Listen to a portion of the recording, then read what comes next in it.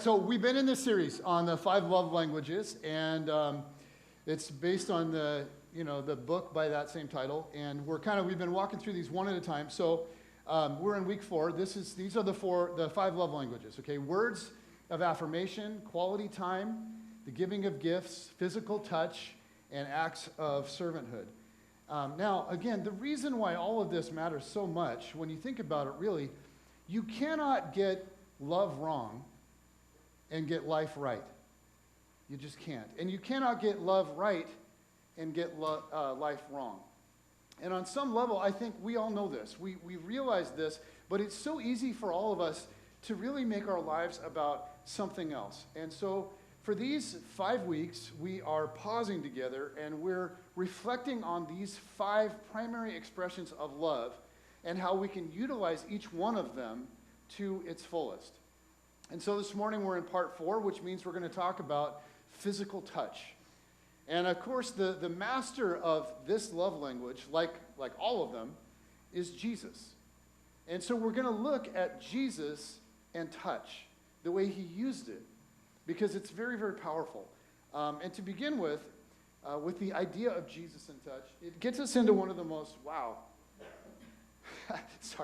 there's like really gifted guys that could speak and have volumes going up and down and all over, and they would just go through it. I can't do it. Are we? Oh, we're there? We are there! Yeah. Okay. We're talking about Jesus and touch, and this really gets us into one of the foundational concepts in the Christian faith. It's what we sometimes call the doctrine of the incarnation. Because something happened in the story of God and the human race, really, that nobody could have predicted. And it's terribly important. And so I want us to think about this for a few minutes. And I'll get into it this way, and this is a very roundabout way. Some of you go like, after I into this, you'll be like, what are we talking about? I'm going to get into it this way. We'll come back to Jesus, okay, in the incarnation. But I discovered early on in dating Jen that we value different things. And that's true in a whole bunch of areas, and the longer we've been married, the more I've discovered that. But this is especially true when it comes to movies. Now, I like movies that are epic, and I like movies that are true to life. Okay, I like characters that are complex, plots where they face tension that's, like, at times impossible for them to manage. I like movies that have outcomes that are, like, reasonably real life. Okay? Jen likes movies where the characters are simple and the plot is predictable, where no matter how ridiculously unrealistic, there's always a happy ending. Okay, to her, it is very important to leave the experience feeling uplifted. Now, I didn't know this about her early on, and so I talked her into renting one of my favorite movies at the time, and we sat for just under 3 hours watching Legends of the Fall. And for those of you that don't know Legends of the Fall, here's the main plot. It starts out with a beautiful, happy family. Okay, and then it gets really sad. And then it gets super sad. And then it gets almost unbearably sad. And then it's over. And so I thought, well, this will be awesome because going through this turmoil for us, it'll be intimate for us together. And so we're watching this thing, and Jen looked at me, and she's like, what were you thinking? She's like, okay, wait a minute. Like, you've seen this before, and you rented it again? Like, what's the matter with you? And so, like, I liked how real life it was. Like, not every story has a happy ending. But Jen, she's like in shock the whole time. She just kept looking at me and saying, like, this gets better, right? And I was like, And to me, honestly, if everything would have, like, come together at the end and it just would have been storybook, it would have just been mind-numbingly predictable. So, okay, I like stuff that's different. Another one of my faves is a movie called Primal Fear with Edward Norton and Richard Gere. How many of you have seen that? Okay, it's a little bit of an older movie. Ed Norton is this altar boy named Aaron, and he's accused of murdering a priest, his priest. And Richard Gere is his defense attorney. And you find out along the way that this priest has been abusing kids. And so as a result of the abuse, to cope, this kid, Edward Norton Aaron, was one of the abused kids. To cope, he develops this like personality schism, okay? This alter ego. He has like multi-personality thing going on. So Edward Norton is this very soft-spoken, naive, kind, lovable kid with a stutter. But his alter ego is like this super strong, confident sociopath named Roy. And it turns out that he did in fact murder the sex predator priest, okay, but Richard Gere gets him off with an insanity defense. Okay? They use the presence of this split personality to argue the whole case. And so at the very end of the movie, the two are saying goodbye, like the attorney and the altar boy, and Aaron, the altar boy, like slips up. And this sweet, naive character who's had these two personalities going the entire deal slips up, and he references something that makes it obvious that he doesn't have two personalities at all. And so Richard Gere calls him on it. And he says to him, there never was a Roy, was there? Okay, this evil character. And Edward Norton immediately becomes like the sociopath personality. He just immediately emerges. And he says with this wicked smile, you idiot, there never was an Aaron. And so the whole time, this sweet kid that you're like rooting for is this like, the fake persona. Only the sociopath existed. It is so chilling. And I loved it. And I was like, whoa, I did not see that coming. Okay, now one of the films most famous for a surprise ending is, many of you love it, is The Sixth Sense. Now, how many of you guys have seen that? How many? Okay, a lot of people. I never did. But I remember the super creepy previews of the kid. You know, he's just like, I see dead people. And I remember I was watching those with Jen, and she would just get creeped all the way out. So we never actually saw it, but I heard all about it. It's with Bruce Willis and this little kid who sees dead people. And I guess, okay, there's this huge twist at the end of the movie, and it changes everything when it happens, right? For those of you that have seen it? Okay. So now if you're like me and you didn't see it, I don't want to spoil it for you, but it turns out that Bruce Willis is one of the dead people. And so at the end of the movie, something happens, and Bruce Willis suddenly realizes, oh my gosh, I'm one of the dead people. And most people told me, they were like, whoa, like, I didn't see that coming. And they have to like replay the whole movie in their minds when they learn that, and they have to like reconstruct the whole thing. In fact, tons of people said that they went back and they actually watched it a second time because they're like, does it even make sense this way? And so if you haven't seen it, you should. It will really shock you. Now, okay, back to Jesus. The Apostle John, when he's an old man, he's telling the story of Jesus. And he writes, in the beginning was the Word. And he starts with the same phrase that begins the Old Testament, the greatest story of all, in the beginning. In the beginning, John says, was the Word. And the Greek word, okay, for word, is logos. And it's the word that we get the word logic from. And it's this loaded word filled with all kinds of meaning. We also get the suffix ology from the same word. So it's like the science of or the study of. So biology or sociology or psychology. Ology just means like the knowledge or the study of a particular discipline. Okay, so when John uses logos here, when he talks about the word, he's using it as like the ultimate knowledge, the one that knows everything. So when he says, in the beginning was the Word, and the Word was with God, and the Word was God, he's talking about the Almighty. He's talking about the one that is set apart from everything.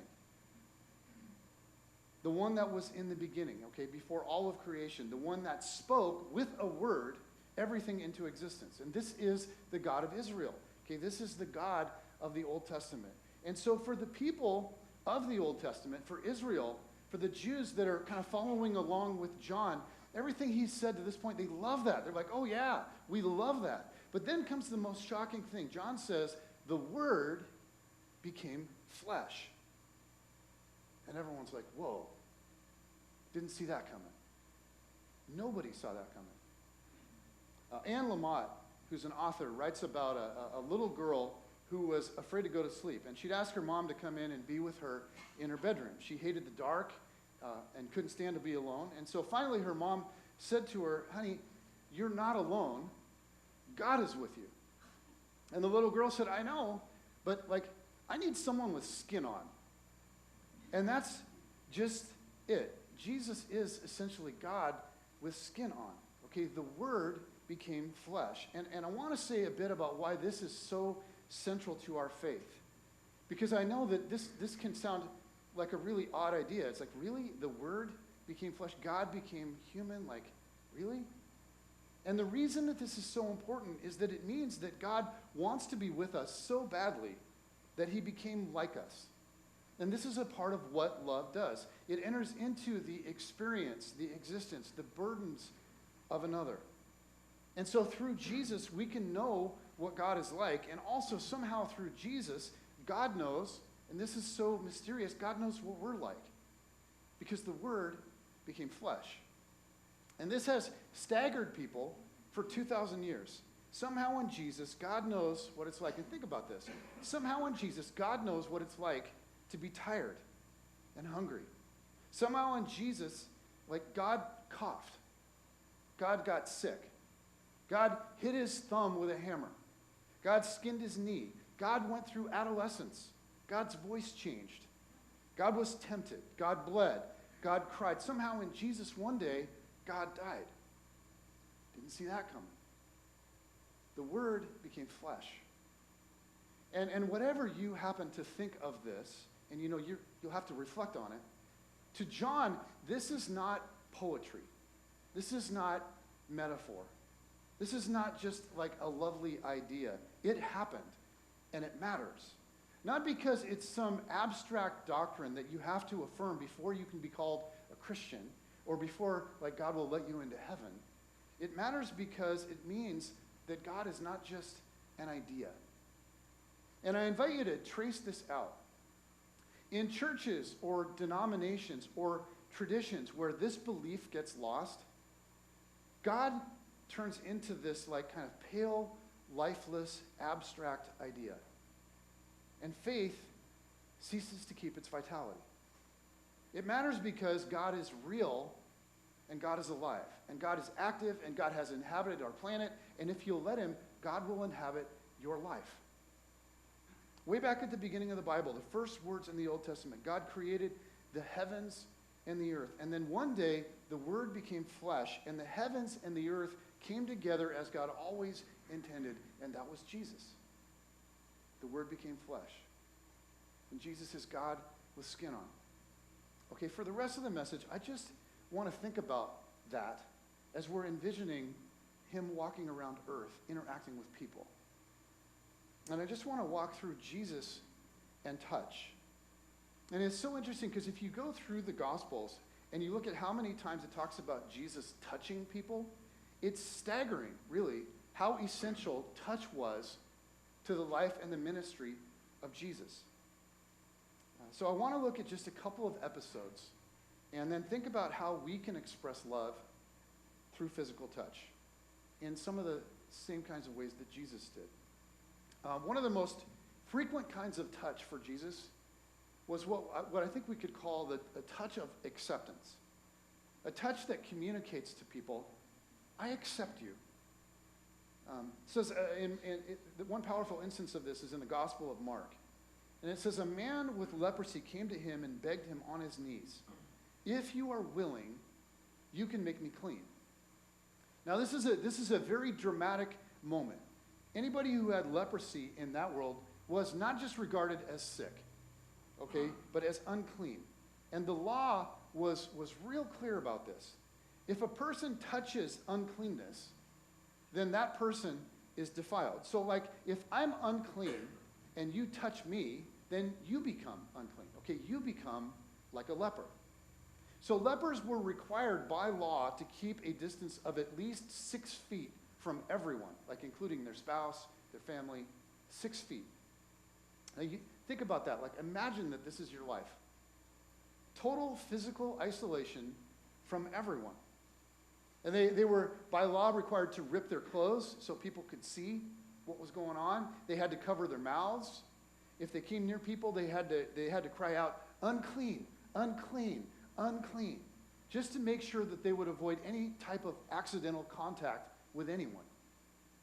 And leprosy was usually thought to be an outer manifestation of inner uncleanliness. Okay? So it was often associated with the judgment of God. It carried with it this moral stigma. And rabbis would sometimes throw stones at lepers if the lepers looked like they might get too close. Imagine that. Okay, rabbis throwing stones at lepers, like, get back.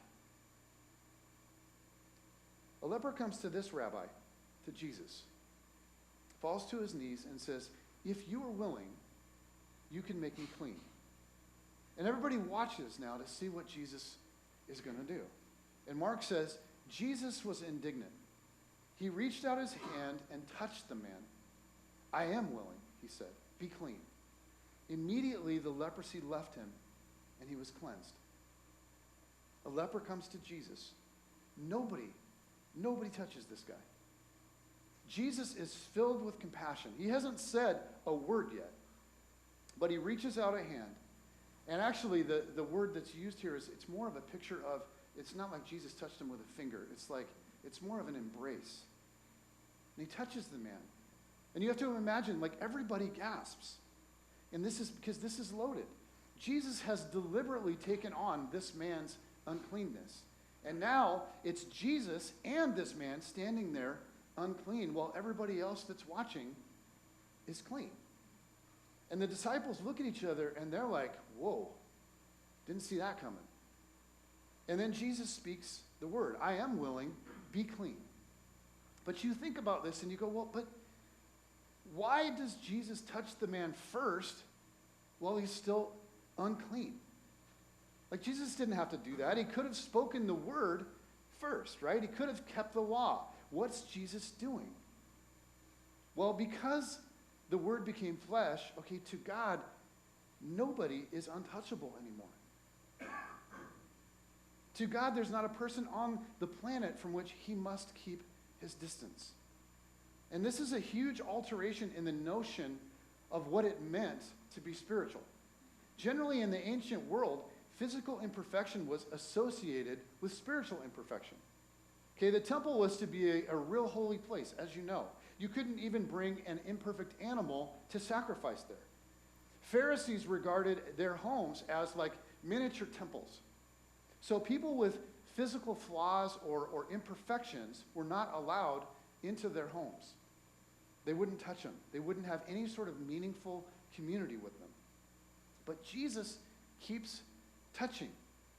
And this is why the gospel writers record this all the time. This is why they make such a big deal about it. Because it was shocking. I mean, Peter's mother-in-law gets a fever. Jesus touches her. A 12-year-old girl is deathly ill. Jesus touches her. 2 blind men in Capernaum. Jesus touches them. There's a deaf mute in Decapolis. Nobody will go near this guy. Jesus touches him. There's a blind man in Bethesda. Jesus touches him. There's a blind man in Jerusalem. Jesus touches his eyes. And it's just like over and over and over and over again. He could have healed with a word, but he chooses to heal with a touch. Because religious leaders thought they displayed devotion to God by who they wouldn't touch. They're like, I wouldn't touch you, and I wouldn't touch you, and I wouldn't touch you, and I wouldn't touch you. Jesus showed his devotion to God by who he would touch. And one of the most meaningful things Jesus did with touch was to accept people. I mean, the power of touch to communicate love through acceptance is huge. If you ever saw the movie 42 about Jackie Robinson, there's this incredibly powerful scene where Jackie is standing in the field, like warming up before the inning starts, in front of a full stadium. And the crowd is yelling down all of these racial slurs. And Jackie's kind of at a breaking point with this whole thing. And I can't imagine what that man went through with, trying to break the color barrier. So the racial hostility in the stadium is just pouring out, and Pee Wee Reese, this shortstop from Kentucky, walks over slowly in front of the entire stadium, and he puts his arm around Jackie Robinson's shoulder. And he just stands there. He just stands with him. Because touch says more in that moment than words ever could. It's like, I'm for him. I'm with him.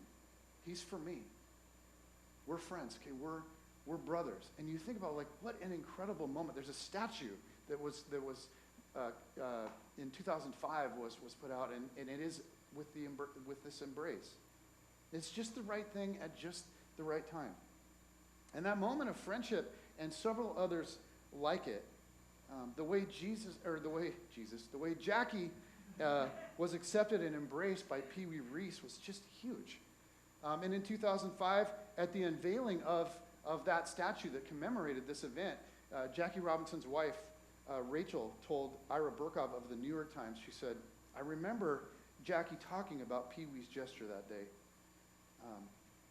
It came as such a relief to him that a teammate and the captain of the team would go out of his way in such a public fashion to express friendship." And Robinson, many years later, described to a writer that moment. He said, "Pee Wee kind of sensed the sort of helpless, dead feeling in me and came over and stood beside me for a while. He didn't say a word, but he looked over at the chaps who were yelling at me and just stared. He was standing by me. I could tell you that."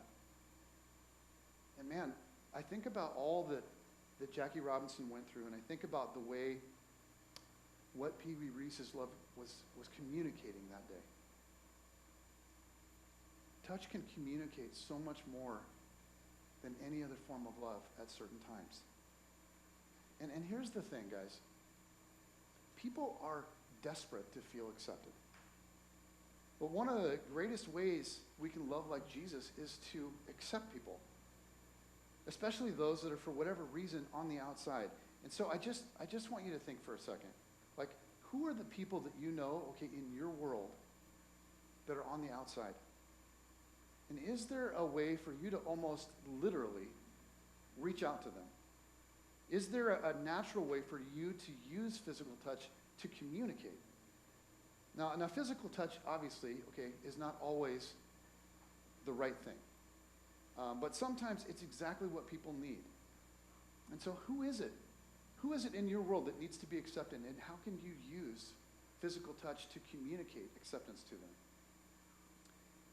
Okay, I want to move to another scene with Jesus. And we see a second kind of touch that was very common for him, and what we might call the touch of grace. The very last healing story in Jesus' life comes just hours before his death. The soldiers are sent to arrest him. And the apostle Peter decides that as they're coming, he's going to defend Jesus. And so he grabs a sword away from one of the soldiers, and he takes a swipe at one of them, this guy named Malchus.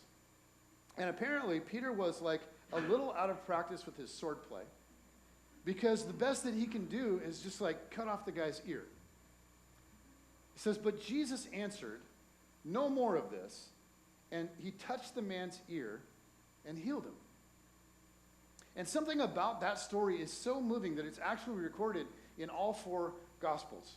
Just a little sword play. Jesus tells Peter, like, knock it off. And he turns to his enemy who's come to kill him. And he reaches up to his face, which, as you know, is such an intimate gesture.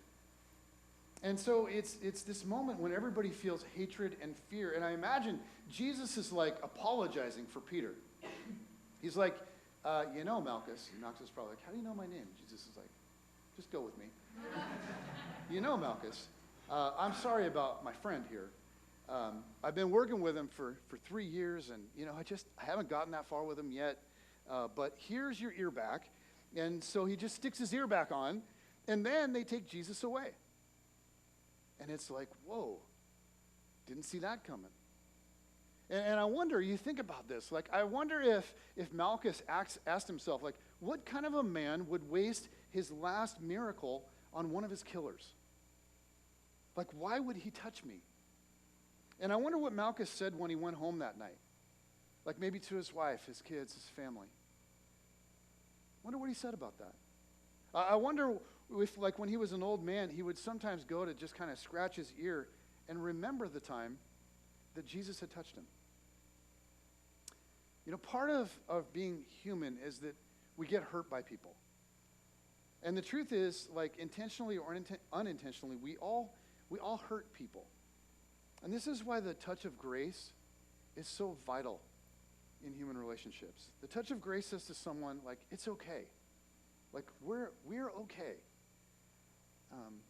Jen and I used to lead a life group for married couples on Sunday nights. And one night, the group was having dinner together at our house. And we're all sitting around our table, the dining room table, together. And I said something, and I could tell, like, as soon as I said it, I was like, ah. And it was just hurtful to Jen. Now, I'm sure I'm the only husband in the room that's ever done that. But you know, there's that moment sometimes with somebody that you know real well when nobody else can tell, but you know they've been hurt. You know there's a little wound. Well, I knew it. I knew it was a dumb thing to say, and I could see it on her face, and I was like, oh, man. A few minutes later, under the table, where no one else could see, where no one else could know, a little foot came over. And it started to nudge my foot. And it rested there for several seconds. And I was pretty sure it was Jen's foot. And that little foot was saying, like, I'm okay. You know, like we're okay. Like, we can check in with each other later on, and we will. But I want you to know, like, I'm not running away from you. You know, the little foot was saying, I won't distance myself from you while we're here with everybody or try to make you feel like strained or isolated or hurt. We're still together. I still love you. Like, we're okay. Jen has a very expressive foot. And over the years, she's learned to do this kind of thing really well. In the early years of our marriage, an event like that might have blown up into like a significant Cold War. But she has come to be more and more gracious, and I've come to not be quite as stupid. And I'm really thankful because I need that. And that touch of grace, that touch of reassurance has become a real healing thing for us over the years. And it's a skill that she's learned. That, like, when we're working through stuff, okay, when we're working through stuff, she'll often let me know, okay, yeah, we're working through this, but we're okay. And she'll do that through like a well-timed touch, just like grabbing my hand or touching my arm or whatever it is. And here's what I've noticed. We tend to get hurt most by those that we love the most, don't we? The people we have expectations of that should know better. And part of what naturally happens when that occurs is this like physical isolation. It happens with close friends. It happens with our kids. It happens especially with spouses. But there's something healing and powerful about physical touch. We can reach out to someone emotionally by reaching out to them physically. And so, like, here's my question for you. Is there someone in your life that really needs from you some reassurance? Someone that needs to know from you, like we're okay. Because it's amazing how emotional distance creates physical distance. And it's equally amazing how reducing physical distance can kickstart the process of reducing the emotional distance. So who needs you? Like, you think about your life. Is there someone in your world that needs you to reach out to them? And here's the thing, guys, and I think we all know this, but physical touch in the right way at the right time, it connects people. It connects people powerfully. It connects people in a way that really nothing else does. And so how can you use touch to love the people in your life better? What is it that the people around you need more of? And maybe for some of you, they just need you to celebrate with them and be fun. It's just celebration, high fives, pats on the back. Maybe it's consoling. Maybe it's a hug or an arm around a shoulder because they're going through something. Maybe it's just playful. It's just something to say, hey, this is cool. I'm having fun. I like you. Could be anything. Maybe it's a touch of grace, just this we're okay kind of a touch. Maybe it's about acceptance, a touch that says to somebody, hey, I like you. Okay, you belong. Come with us. Come with me. Be a part of this. And so much can be communicated through touch. And that leads me to a really, really blatantly obvious consideration. More than any other love language, touch requires discernment. Like, unlike gifts or quality time or words of encouragement, the wrong touch has the ability to do so much damage. And so you have to be wise and you have to be sensitive. Like, part of valuing people is knowing when and how not to touch them, right? And the truth is, just as people need touch, they also need space.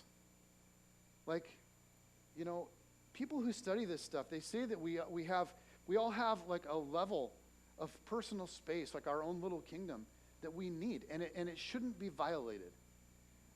Like how close you stand to other people in an elevator, okay, or how close you stand next to people in the grocery line at the store, okay, or like maybe you're talking to somebody after church today.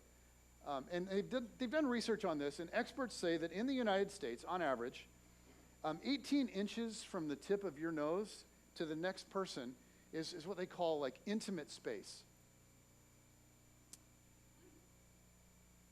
So you only allow intimate people that you really like into that space. Like if somebody else gets into that space and you don't really like them, it's awkward. It's uncomfortable. And then they say about 4 feet is personal space. And of course, this all varies some degree from one culture to another. Like in Italy or in Brazil, or those of you that have been to Haiti, for example, it's much closer. In the United Kingdom, it's about half a mile.